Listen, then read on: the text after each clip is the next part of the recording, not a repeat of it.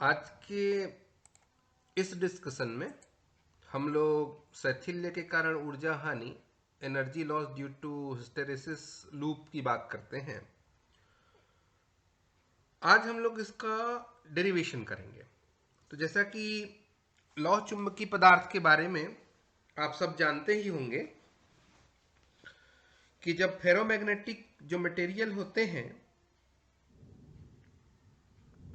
उसमें external magnetic field अगर नहीं लगा है या अनुपस्थित है, एब्सेंस ऑफ एक्सटर्नल फील्ड की अगर बात करें तो चुंबकीय डोमेन एक बंद श्रृंखला बनाती है।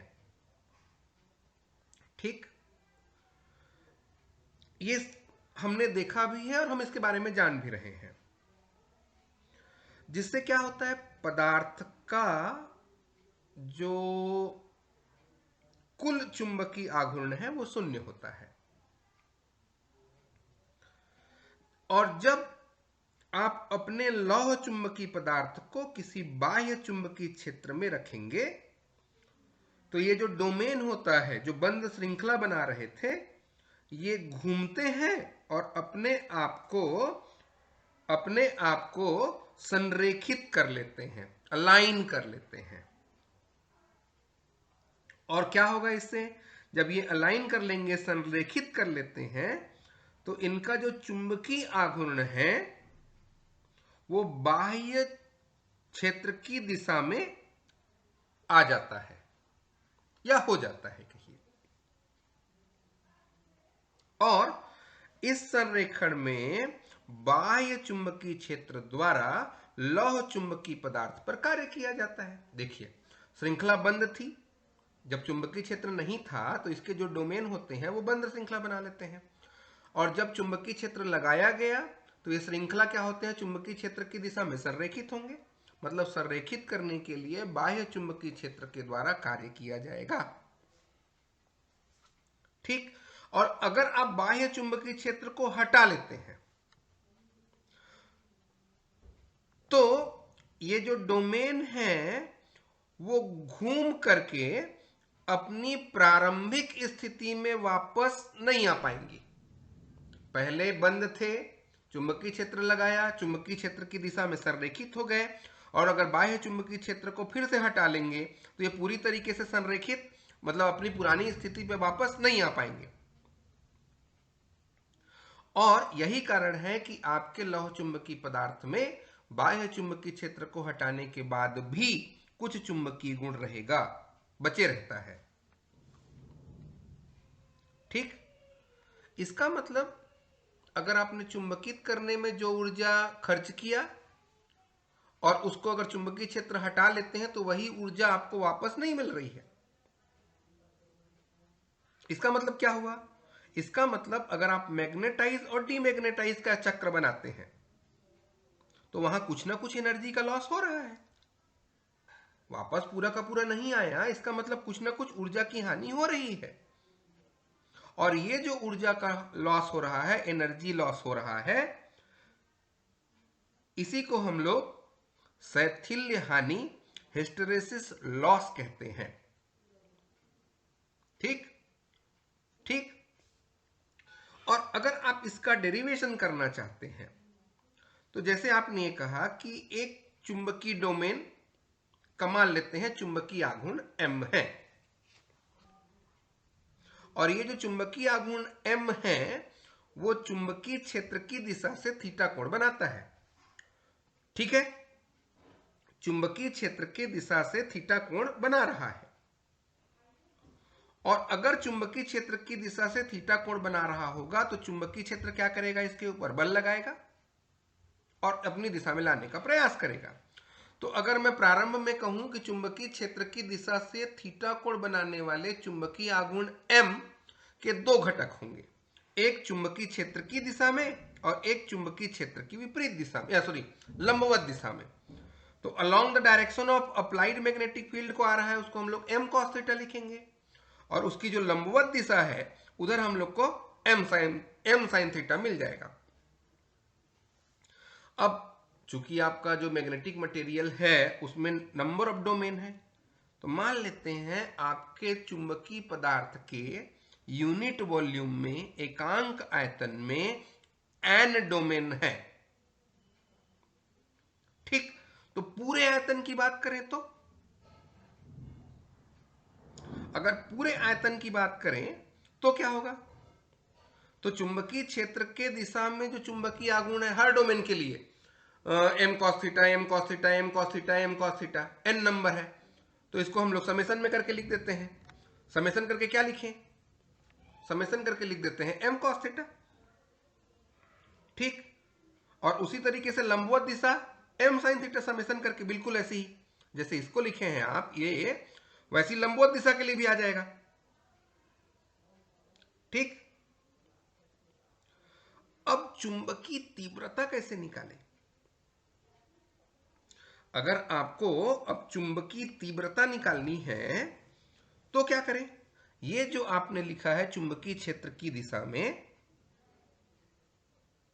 ठीक, ये आपके मटेरियल का मैग्नेटाइजेशन हुआ और ये H आपके अप्लाइड मैग्नेटिक फील्ड के दिशा में है, तो ये चुंबकीय क्षेत्र की तीव्रता है I। क्लियर है बात? यहां अब इसके बाद अगर मैं यहां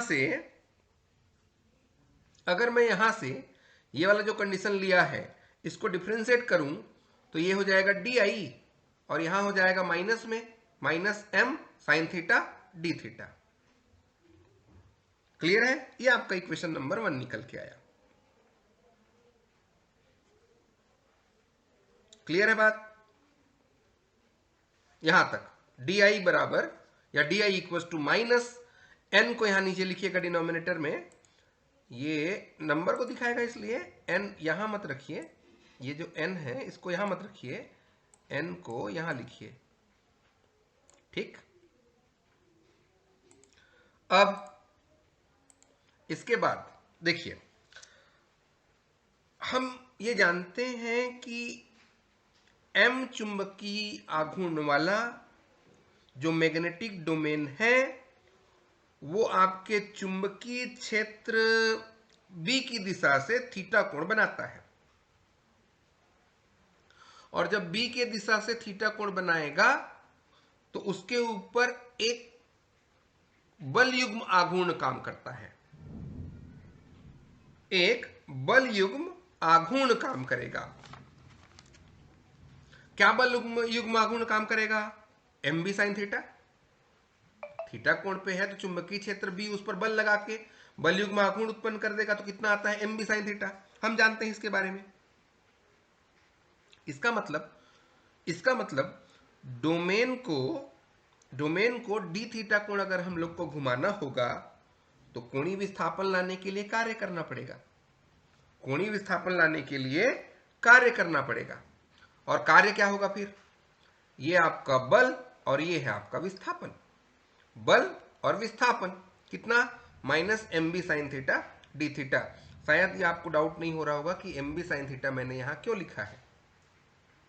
चुंबकीय क्षेत्र में अगर किसी चुंबक को जिसका चुंबकीय आघूर्ण M है, चुंबकीय क्षेत्र से थीटा कोण पर रखते हैं तो उस पर एक बल युग्म आघूर्ण लगता है जो उसे चुंबकीय क्षेत्र की दिशा में लाने का प्रयास करता है।